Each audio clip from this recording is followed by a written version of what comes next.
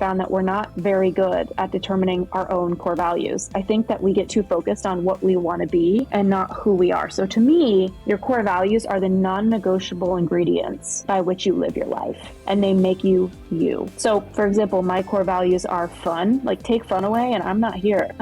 Connection, like I die a little bit when I can't really connect with people. You'll see me get quiet. It's like the weirdest thing. People who know me are like, what's going on? It's because a core value went out the door. Today we have Ashley Stahl. She is a career expert, right? But you were a counter-terrorism expert in your previous life. Is that correct? Basically the deal? And first of all, I guess my first obvious question is, how did you ricochet from being in the counter-terrorism world to then being a career person, a career expert? It's very, very different. I know. I feel like that's the truth of who we really are, though. I feel like who we are is such multifaceted beings. And in the same way, a plant is like a growing organism, so are we, with our skin cells like shedding every 7 years for a new body. So it's like, I started in counterterrorism because I remember in college going to the career services office and trying to figure out with the lady there, like, what do I want to do? Who do I want to be when I grow up? And I remember she gave me all those like 3-worded directives, like do what you love and follow your bliss. And, and I remember leaving like way more confused than I even began. And just feeling so confused. And it wasn't until way later that I would realize there's a huge difference between being interested in something and being a happy consumer of something and being a successful producer of something. So, I love consuming fashion politics. That does not mean I'm meant to be a fashion designer or a politician. You know what I mean? So Yeah. At the time, I chose 3 majors because not because I was an overachiever, but more because I didn't know what to commit to. Like I was scattered. So I picked French, history, and government. And it was during the time where we were looking for Osama bin Laden. And I've always had a protector in me. And it's so interesting because in 2008, I was living in France, and I'll never forget, there was like this pouring rainy day. Nobody was out except for this one couple. They had an umbrella, they had a baby. And the man, I think it was her husband, hit her across the face, like in broad daylight, like pretty aggressively. And she had this baby crying in one of those little things that the baby, like a kangaroo situation that the baby's in. And I wanted to save her, I wanted to be helpful, but instead I made a career decision about her. And I think in that moment, I felt like this mama bear in me wanted to protect her and wanted to be a protector in general. And the highest level of being a protector, I thought, was working in national security. So I gave everything to my career. I learned languages, Dari, Arabic. I'm bilingual in French. And when I finally got to the Pentagon, I realized, wow, I'm an amazing job hunter. Every single friend in the recession came to me when I got all these job offers. Better students than I was. But I'm way too sensitive to be sitting here in the Pentagon. And it was the worst feeling ever after putting so many years of education into it. And I know a lot of people feel that way, where it was like, what have I been up to? Like, why am I here? I can't hold a gun, let alone I wanted to be in the CIA. I thought I was going to save the world and be helpful at the highest level I knew how. And then I realized like my core values were in direct competition with who that role needed me to be. And I think, oh, go ahead, please. No, I was going to say something. I wanted to ask you about core values versus core skill set, which you talk about in your book. But I wanted to first go kind of like continue with what you said, because I think what you first said was, I think what a big trap is for people, because a really big hashtag trending thing is follow your passion. And people, like, to me, it's like, what do you mean follow your, that's such an arbitrary thing. Like, you're right. Like, follow your passion. You're right. Like, I can like a lot of things. I like to watch trashy TV. Doesn't mean I want to be a Real Housewife. So, right. I think that what happens is we're given these platitudes and then we blindly follow versus understanding and knowing what our true core skill set is and really making our career what we're good at, and then whatever we like, keep them as hobbies. But that was what I was going to say. Yeah, I love that. I feel like so every chapter of my book and the message of the book is don't do what you love. Like, don't follow your passion, do what you are.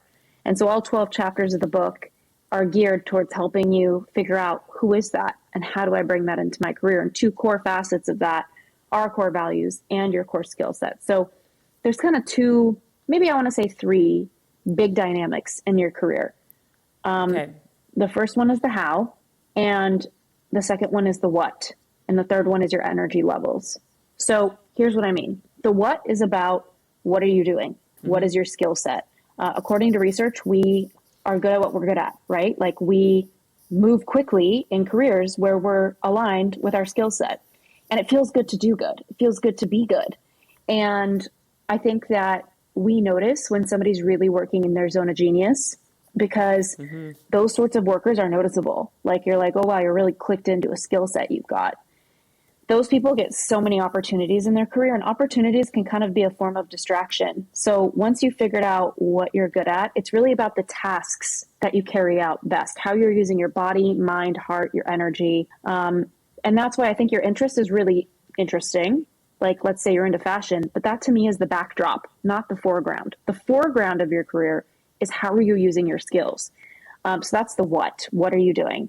The second piece is the how. That goes to how do you work best? Given that 50% of people leave their job because they don't like their boss, or, you know, if you're an entrepreneur, you know, it's a pretty shocking statistic. A lot of people, if they leave you, maybe it's because they don't like you. It's very powerful to take that leadership and really self-reflect on how you show up with your people. And so given that that's true, we can assume that how your situation looks is mattering just as much as what your situation is. So, you know, whatever your skill set is, whatever your job is you're carrying out, whatever your business is, how it looks matters. So the question is, what are your core values? And I think a lot of people struggle with this because they're too aspirational in the values they picked. It's interesting. In one of the chapters of my book, I have a whole core values list. And when readers come to me, I found that we're not very good at determining our own core values. I think that we get too focused on what we want to be and not who we are. So to me, your core values are the non-negotiable ingredients by which you live your life, and they make you you. So for example, my core values are fun, like take fun away and I'm not here. Connection, like I can't, like I die a little bit when I can't really connect with people. You'll see me get quiet. It's like the weirdest thing. People who know me are like, what's going on? It's because a core value went out the door, you know? Yeah. And I'm so with you I on think that one for sure. connection. Yeah, connection. I actually even did your quiz on your website about take the quiz and to help Yeah. you kind of figure out where you should be career wise. Obviously, I knew you were coming on my podcast, and you answered like that was a question I saw a lot about the connection piece. That was a big through line. Because it's true. I think that if that's a core value of somebody and you're not getting that, that's also with life, not just with your career. It's a big one. Right. Well, that's a really cool thing to look at is can you bring some of this core value into your life? Do you need it in your career? I think the problem with people's career is when it violates their core values. So let's say you know your top 5 core values. And I think having conversations with people that love you and know you are helpful for that. Like, hey, what do you think my core principles, you know, and values are? Are they family, authenticity, balance, whatever? Right. And by the Right. way, define them because, you know, I had a client in my private practice. He told me adventure was a core value. And for him, that meant skydiving. And then this other girl said adventure. And for her, it meant trying new restaurants in Miami. So like define the values, my friends. But That's hilarious. Yeah. It's all relative, I guess, to who you're talking to, right? it is. And it's interesting because I think that if your job has 4 or 3 of your core values, that's one thing. That's not a bad thing. It's not about you having all your values in your job. But I think when your job violates a core value, that's when you're bound to be in a lot of pain. So, for example, connection's a core value. And I'm sitting in the Pentagon where I need to lie about who I am if I want to advance in my career because I was on the path to being in the Central Intelligence Agency. You can't tell people what you're up to. How can I be in connection when somebody asks me how my day was and I can't tell them anything about my day Oh, or how I'm wow. feeling or Yeah. why I'm feeling that way? So that was just one of a bajillion thoughts that I had when I was in national security. But Wait, how old were so you? those are, Because you don't seem like very old. So, I mean, yeah, when were you doing this? I'm 36 now. I was 23 then. Okay, so you were really young. Was it like your first, Hmm. like, so you were kind of, was that a job that you got right out of school and you were kind of just learning your way back then, and you made that pivot pretty early on, maybe then, I was no? kind of ushered into a leadership role. So basically, what happened, if you work in the government, it's kind of like a chicken or egg situation with a security clearance. Like, you can't get a national security job unless you have a security clearance. But you can't get a security clearance unless you have a government job. Like, they're not just going to give that to you. So it's a real chicken or the egg. That's why you see a lot of military people who go into the government because they already have that clearance. Oh, right. Okay. So I went in the back door and I got in through defense contracting, because private companies that have these big government contracts, the only difference between me at the Pentagon and someone that got hired directly through the government was I had a pink badge and they had a white badge to get into the building. And my job was going to expire in 5 years, and theirs just keeps on going because they're on government payroll. What I Oh, loved, what it was like, it was the private sector, but it was still the public sector. So I kind of got the perks of both. I got a higher paycheck, but it was more risky because I was a shorter term hire for 5 years. All of it said, going into defense, they had a lot of colonels in my role, like out of the military. But the problem was that they were taught to delegate, and they did that really well. But they needed somebody in my shoes, in that position, that wanted to do the work themselves, like wanted to get their oh, hands dirty. yeah. So I ended up getting this huge opportunity in a leadership position at 23. And before that, I was an admin assistant answering phones in Los Angeles after I finished my graduate degree, just kind of like waiting for my big moment. But yeah, it's interesting because, I was talking about your core skill set, which we've talked about, and then your core values being violated, and then there's your energy levels. So to finalize the core values being violated, let's say your core skill set is words, which is definitely mine. Like, I've actually, in the past year, speaking of pivots, because my TED Talk changed my career so much, like it went so viral. I started getting booked on speaking tours. I started helping people write speeches. I actually wrote 40 TED Talks last year and booked 39 on stage. So it's been really interesting because I'm coming back to words, which brings me to my next piece is, like, let's say you have a words person who's an extrovert, because that's another thing is, are you introverted or extroverted? That goes back to my third piece around energy levels. So I'm an introverted words person. That means that you're probably not going to see me as energized by being on stage as I am being behind my laptop and typing. Like, truly, I loved writing my book. I love podcasting. It's like so much more like one-on-one, more on my terms versus like being at a conference, which kind of kills me a little bit. So, now instead of being the person on stage like I used to be, I'm behind all the people on stage, and it's so much more fun for me. But let's say you're an extrovert and you're a words person and you're doing a sales job and you're totally into cars and it's like in the automotive space.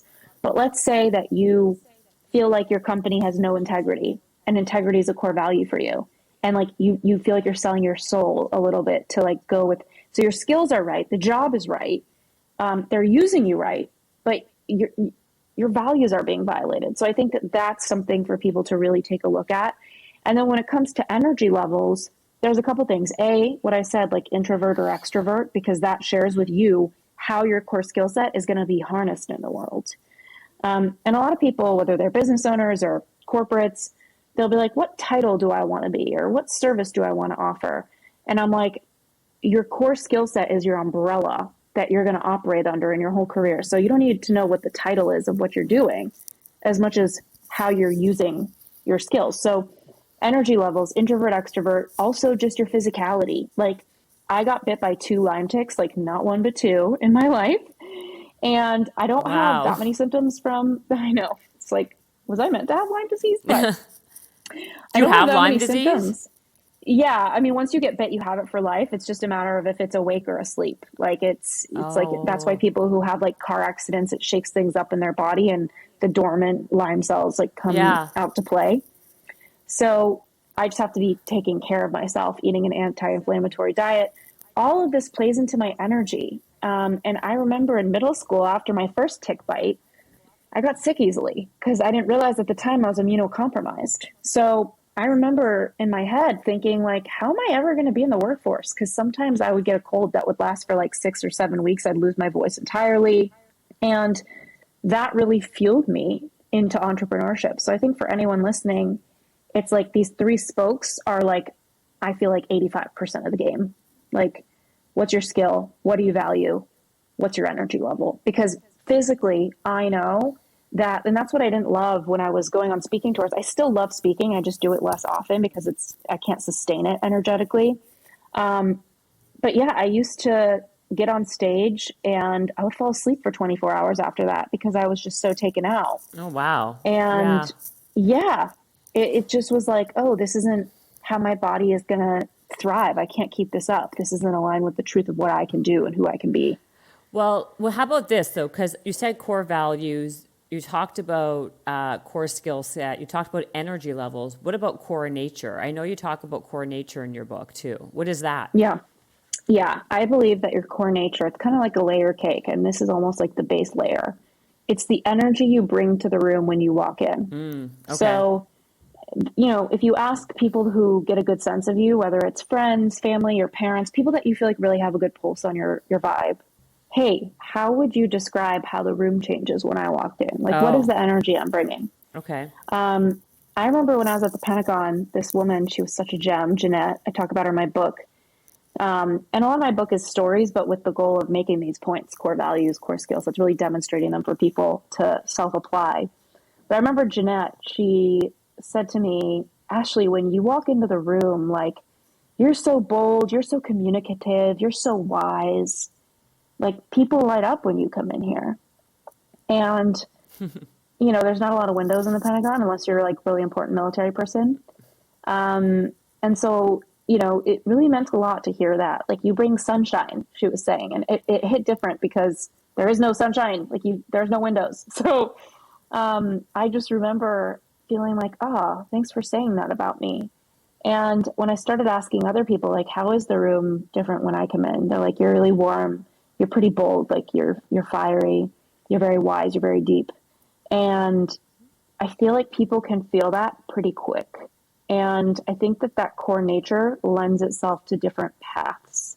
So my wisdom, my communication skills, like I have U-Turn podcast, I have the U-Turn book. Like there's so many things. Now I'm writing people's TED Talks. How many, taking somebody's entire life's work and distilling it into 12 minutes and then booking them on stage or 19 minutes. It's like I'm using my core nature in my work and my core skill set. And I think that's the key to so much fulfillment. Well, yes, I get that. So, okay, so basically the core nature piece of it is really about how other people perceive your energy. And so you utilize that in what you choose to do. Right? So Mm-hmm. if you're calling yourself someone who's warm and happy and sunny, it's going to be a different career path than someone who's more morbid or More serious. more serious, more Yeah. conservative, more, okay, I get that. So, because you talk, okay, your book, of course, The U-Turn, is 12 steps. But when you did your talk, your TED Talk, it was 3 key steps to doing a U-turn on our lives. What are the 3 key steps to doing a U-turn for someone who wants to pivot, who doesn't know how, who has misstepped, and they want to try again? Yeah. I love this question. And I have, oh, my whole thing just flipped out. Anyway, I love this question because I feel like there's so many ways to make a U-turn, and I absolutely love TED because it's just bringing me so many magical people to see this work every single day. And I feel like I've finally gotten to a point where I care more about impact than anything else. So one of the first things is really doing a self audit, asking yourself. And I love this question. And it's funny because I thought of this question and then I read Women Who Run with Wolves, and Clarissa Estes, she mentioned something along these lines as well, is what do you know that you wish you didn't know? And I think if all of us sit with that for a moment, we're all holding something inside of us that we know that maybe we spend a lot of the day trying not to know because it's really inconvenient. Being happy is such a commitment. Like it's not for the faint of heart. Being fulfilled, like you asked me right when we got on the show, you were like, "Hey, how did you go from counter-terrorism to career coach?" Well, like I was sitting in the Pentagon and offering all my friends career help on the weekends because they were like in the recession, better students in grad school than I was. And I just knew how to do a resume and have a networking call. So that was what I taught. And eventually that lent itself to online courses, my book deal, and my podcast, and all, my platforms. And even now, it's so interesting. I went on 100 podcasts to launch my book a few years ago, and I worked hard to like share the message about it. And then it just dropped in Taiwan and became like an international icon in Taiwan. And so How it just shows random is that that? it's so random. Well, I think that's the thing is like we can work really hard in our career and we should, but sometimes we just have karma somewhere else, right? Like we're Yeah. being pulled places. And I feel like for me, I was being pulled towards career coaching. Like people would say, you should be a career coach. And I remember being like, what does that even mean? Like, a coach on the side, like, do they stay outside of your office and like cheer? Like, what are we talking about? And eventually I got the courage to start my private practice. And, I've coached hundreds of people one-on-one and thousands in my programs. But I feel like now at this stage of my life, there's so much fulfillment in who I am, what I do. And I think a lot of it comes down to knowing like your purpose moves. And are you willing to give yourself permission to be experimental in your career? Do you have a take on this? Like, how do you deal with all of your multifaceted ways of being, Jen? Well, first of all, it's different. It's different and similar. I like what you call a self audit. I call it self. I think it's one thing. I kind of call it self awareness. You got to have like a come to Jesus moment with yourself. Is what I talk about, and really have the ability to be self aware and like know what you're good at, what you're not good at, what you like, what you don't like, and like be realistic and honest with yourself. I think that's the first step for me anyway on making any pivot or any change in your life.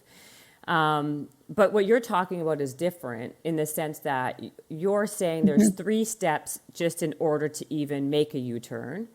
And you're Yeah. basically calling it a self-audit. What's the 2 other steps that you would say? What would be the 2 other key components if someone wants to make a U-turn? And I would say I had no idea your book was out for many years already. How many years has it been? It came out in early 2021, like January 2021. So it's Oh, been so just what? like a couple of years. Yeah. Oh, and that's when it became. So when did it become a huge sensation in Taiwan? Actually, just like maybe 6 months ago, I got an international deal there, and now all my courses are being licensed in Mandarin to different So funny. platforms out there. Like it's just been it's also been really refreshing as a businesswoman. Not that I'm really a businesswoman. I feel like I'm more of a Shel Silverstein than like a Sheryl Sandberg, But it's been interesting because I'm realizing like when we work as entrepreneurs in the US, we're really thinking a lot about the US market. Like who's our ideal people? Where are they hanging out here? But it's been so fun for me to realize like there are other markets that are so wanting your message, your work, and it's going to take off like wildfire in those markets when you hit it right. And it's been so inspiring for me to want to help people and not to be as identified with where I'm from, but more identified with what I have to say and who I want to help. And so we're working now on deals in Korea and different other markets, but which is a whole thing to tap into that. But the second step you'd asked about is to follow what feels good. And this sounds pretty counterintuitive because I say, don't follow your passion.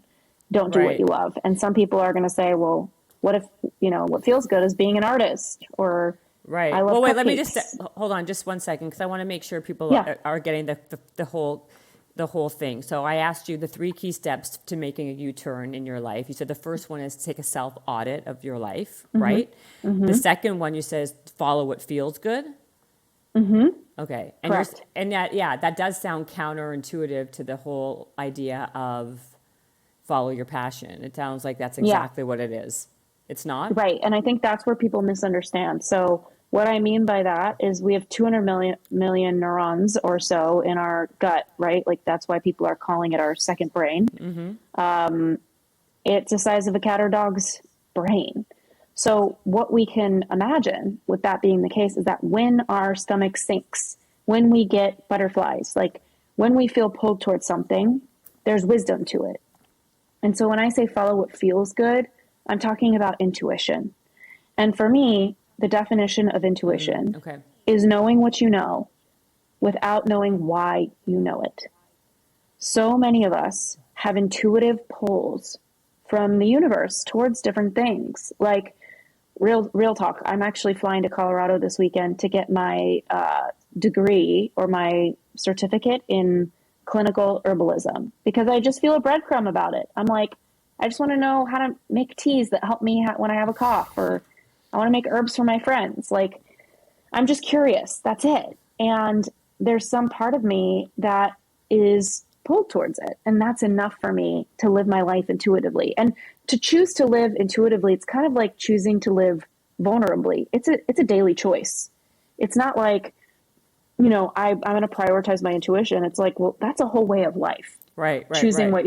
what your body is telling you versus what your head is. And obviously there's a middle ground. So I think when people are feeling cut off in what they do, or they're feeling stuck, I think the first order of business is, how do you get back in your body? How do you get back to you?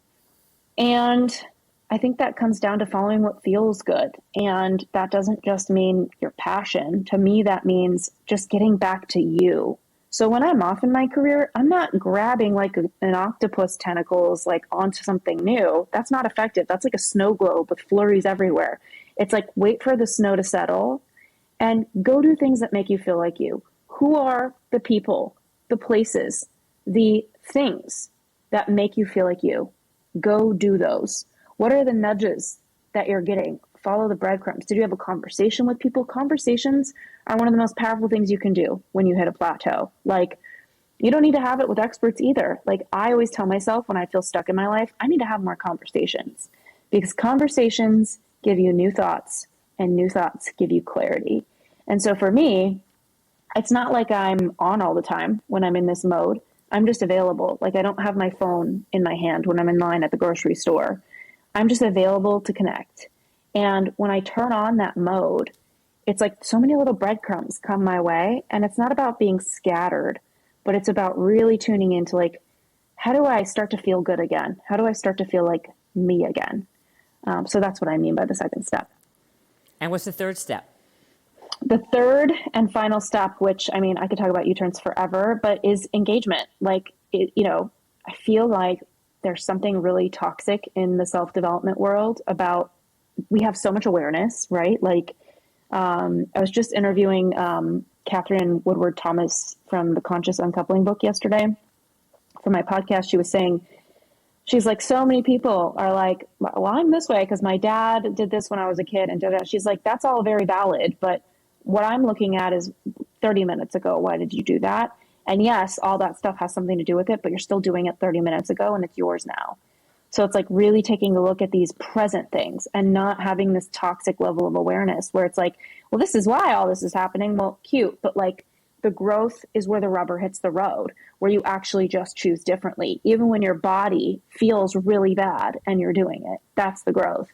So, doubt doesn't mean don't. And stepping back does not mean stepping down. Sometimes we need to back up. And people sometimes feel like, oh, I'm backing down in my career. No, you're not. You're course correcting. And, there's this whole thing around nonlinear careers. And I think there's so much wisdom to that. Like, we are not linear beings. Our interests move over time. And, even when we look at the college system, kids are coming in at 18, years old. It's like, how are they supposed to know what they're interested in or what their skills are? Like, they've never done anything in the workforce and they feel all this pressure to somehow know. It's like telling your kid to marry their first crush in preschool. It just doesn't Absolutely. make sense. Yeah, I agree with you. I think there's a huge thing with nonlinear. I think there's a lot of pressure. I mean, I agree with lots of different things that you're talking about, and I talk about it a lot in my podcast or in my conversations with friends or whoever. I also think there's a lot of noise, and Mm-hmm. what's happening a lot with social media is, I think there is a lot of this in personal development is finding the reasons why you're doing what you're doing and like staying there. Like, it's getting Yeah. stuck. You're getting stuck in that moment, versus, not using that as a crutch to why you behave a certain way now, today, in this moment. I talk about this a lot. So I agree. So let me ask you something else. Okay, so in your book, we're getting back to your book again. I Mm-hmm. want to talk about charisma and influence Mm-hmm. because you talk about that, and how do you talk about how we make it a lasting impression? How do you own the room? Can you Mm-hmm. give my audience simple, actionable ways that they can own a room, how they can make a lasting impression, especially as a career coach? Like, what would you tell somebody in a very simplified way, Yeah. how to do this, if you can? Uh, yeah. Okay. So one of the most simple, minimal things you could do if you just forget everything we talked about and you remember this is I look at everyone in the world like they're my uncle's friend. It's like we somehow are connected through some important people, and I owe you basic courtesy, but I don't know you well enough to like be weird, you know? So, and with that mindset comes this warmth of like, oh, you're my uncle's friend, and that's how I look at everyone in the world. Am I your So, uncle's friend? I mean, you're a little more because we have the same network and we both know Hala. We have all these mutual friends. So, like, you're like a mutual friend through a Okay. bunch of friends. So, like, that feels even more easy for me. I'm like your mom's Um, friend, or like your sister's friend, no, or like your sister's friend. Like, it's a closer person than an yeah, uncle. Yeah, exactly. okay, I got you. Um, I got it. from a tactical perspective, I would say care about your elevator pitch. Like, people feel like sometimes being premeditated about what you're going to say would be inauthentic, but the root off, of authentic, author, the Latin root goes back to the idea of to create. And I think being intentional about what you create is one of the most authentic things you can do. So, one of the most botched networking opportunities, interview opportunities, whether you're an entrepreneur, whatever have you, is your elevator pitch, because everybody's going to ask you to tell them about yourself. And it might not sound as cut and dry, right? Like, not everybody's going to say, tell me about you, but sometimes they will. You need to train your ear to hear the invitation for it. The invitation could sound like, what brought you here? Why are you interested in this conference? Like, whatever. It's all an invite into an elevator pitch. So, number one, after you realize everybody's your uncle's friend, start to think about your elevator pitch and write it down before you go places and really sit with it, and short and sweet. You don't need to be lengthy, kind of like lean in like my grandpa when he's about to tell way too long of a story. But I would say the first piece is your story. And there's four parts to an elevator pitch, and I really flush these out in the book, but I feel like just giving everybody a little takeaway here. Your story is what lines you up to your career, and it could be from one of two things. It can be from your upbringing, like who have you been your whole life that ties to your career, or it could be a defining moment. So, what is the through line of your career? Like, let's say you're working in PR, but you want to do business development at a tech company. It's a little bit different. What's the through line? It's people. It's like PR is all about relationships. Business development's all about relationships. So how can you talk about how you've been all about people since you were a little kid? Or how can you talk about a defining moment where you realize like people are all that matter, and like that's who you want to be navigating all day long?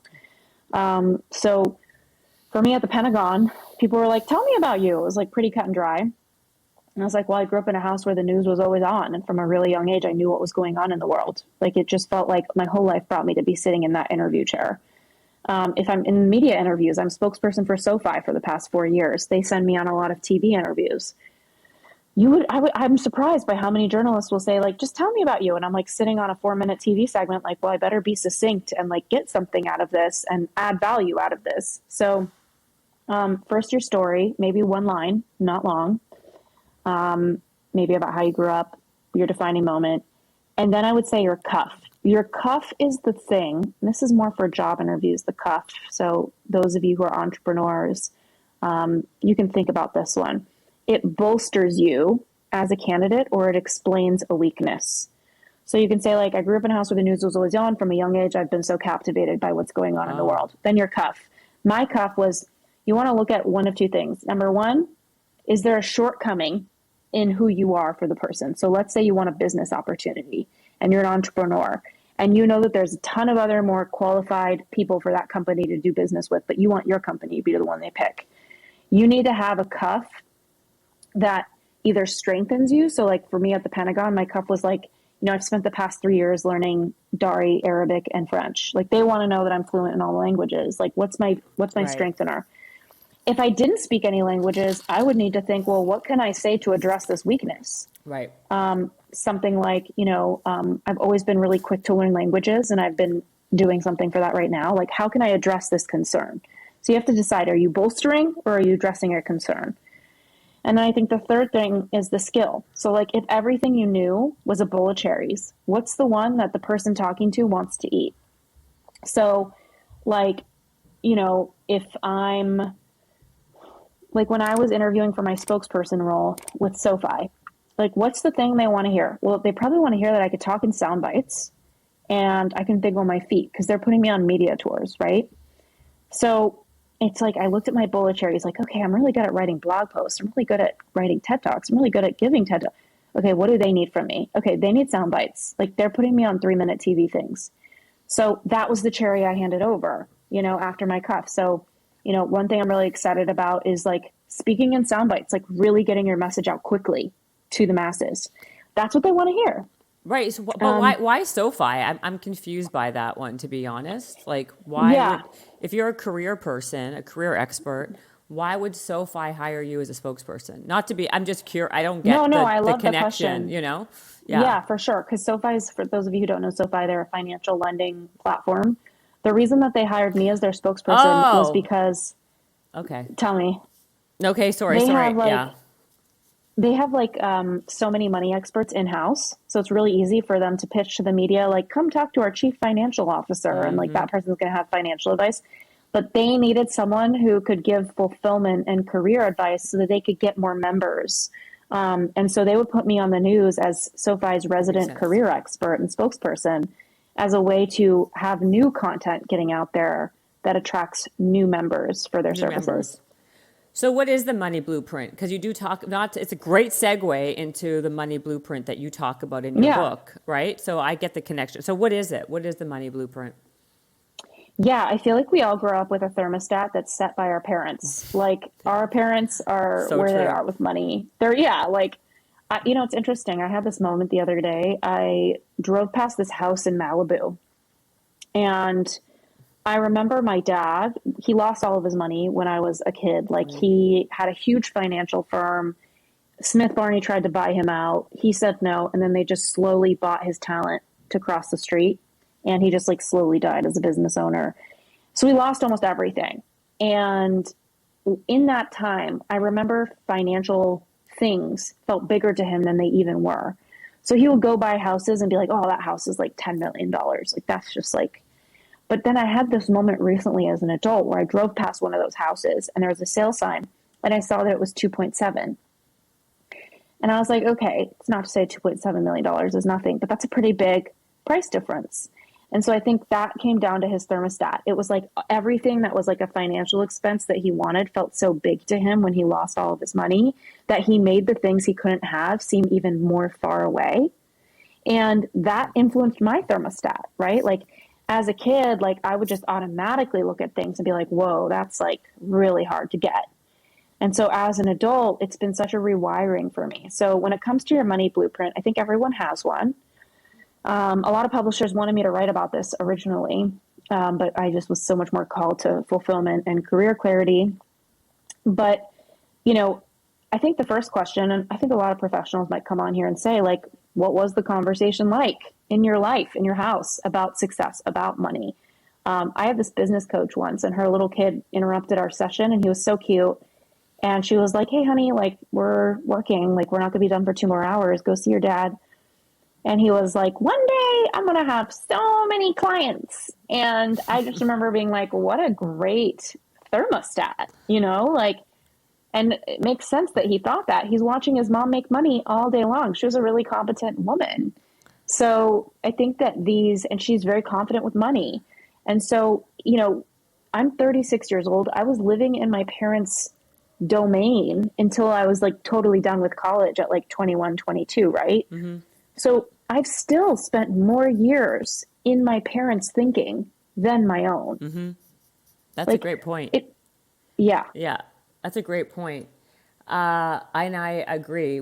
That's a great point. That's It's so true. And we get that rubs off on us in a very true way as adults, right? So, Yeah. and the other thing I wanted to ask you is, because I like this part, is I want to talk about the word realist. People who are Yeah. practical. What's your take on that? I love this part. I love this. Yeah. I feel like I said in my TED Talk, people who call themselves realists are often just dreamers who got their hearts broken somewhere along the way. And I truly feel that. Like, I feel like we use this idea of being realistic as like a mask to manage our expectations, to keep us from being vulnerable and put ourselves out there. Like, am I able to be a lawyer next week? No, like that is not realistic. I need to get a degree. There's legitimate things that the society will not let me do it. It's illegal, right? So there are things that are not realistic, but I think we are way too loose with ourselves, and what we tell ourselves is not realistic. So I've been on a mission with myself to really question my thoughts.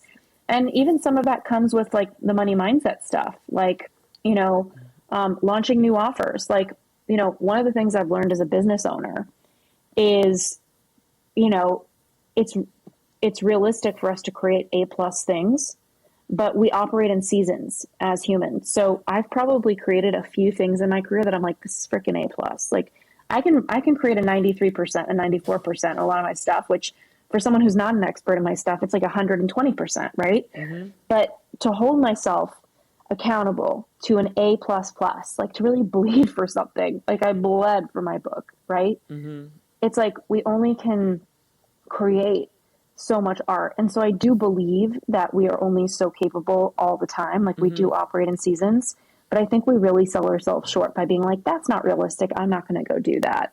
And it's like, well, ask the 10 other people with the same qualifications as you that went and did it anyway. Right. So you think of it as like a defense mechanism that we use Yeah. because, I just like the way you worded it. So I wanted you to talk about that and say Thank that you. on this podcast. No, you're welcome. Okay. So where is the book? I had it here and now it's not, but the book, do you have it there? Can you show people the U-turn My little, I U-turn? almost wonder if I don't even have it. It's a bright It's a bright yellow yellow book. sunbeam. You cannot miss it. YOU turn. Yes, and it's called, well, exactly. It's a great book. You also have a podcast called the U-Turn Podcast, correct? And the book, you have, I like, again, like we have very similar outlooks, and it's about the reframe and how you package it and the way you word it. And I think you have some really great nuggets in that book. I really enjoyed reading it. And I really appreciate you coming on this podcast and sharing some of your ideas and thoughts with us. That means so much. Thank you for having me. I feel like you're doing such cool work. I'm really excited to have you on my show and just to like, I don't know, hear your perspective on these things. Because even though we're similar, these nuances I think are so important for people listening. And yeah, thank you again. Absolutely. I mean, you're right. It's all about the nuance, right? Like how, you can be saying we could be saying the same thing, but how it lands on somebody, the way I say it, you say it, this person saying it, just a little tweak and it makes a difference in a way. But we are so aligned in how we perceive the world. How do people find you, your book, everything? Yeah. Okay. So everything's at my website, ashleystahl.com. Take the You can quiz. find, yeah, I've got my quiz there for your career path. Everything about my one-on-one coaching, my courses, writing TED Talks and booking people. And there's just a lot of free resources on there, which, is what it's all about. So I'm excited for everyone to head on over there and message me on Instagram. Let me know what you think. It's really funny, and we could talk about this like on mine. I mean, my TED Talk did very well as well. Not one person ever asked me to write a TED Talk for them. I don't know where you're getting all this business with people asking you to write. And you and I had a very similar thing. We both did Forbes and this. I haven't gotten one request to write a TED Talk. That's so interesting. It started with my business coaching clients. A lot of them were like, I really want to pursue this. Yeah, that makes sense. And so I help them brainstorm. And it's also good for your personal brand. Like, what is your message? If you only have 12 minutes, what do you care to say? 16. 16 minutes. Well, you could do 12, 16, 19. My strategy as a TEDx speechwriter is to write a shorter talk, because who wants to have to memorize more than they have to memorize when they're a busy business person? God bless you. I know. I had notes all up and down my arms like a crazy person. Exactly. Yeah. Exactly. It Yeah. was 51% best thing I've ever done. 49% most terrifying, worst thing ever. God, girl, Yeah. girl, I totally agree. Thank you so much, Ashley. It was a pleasure meeting you. Thank you again. You too. And I'm excited to have you on my show. Yes, right now. Yes. Bye.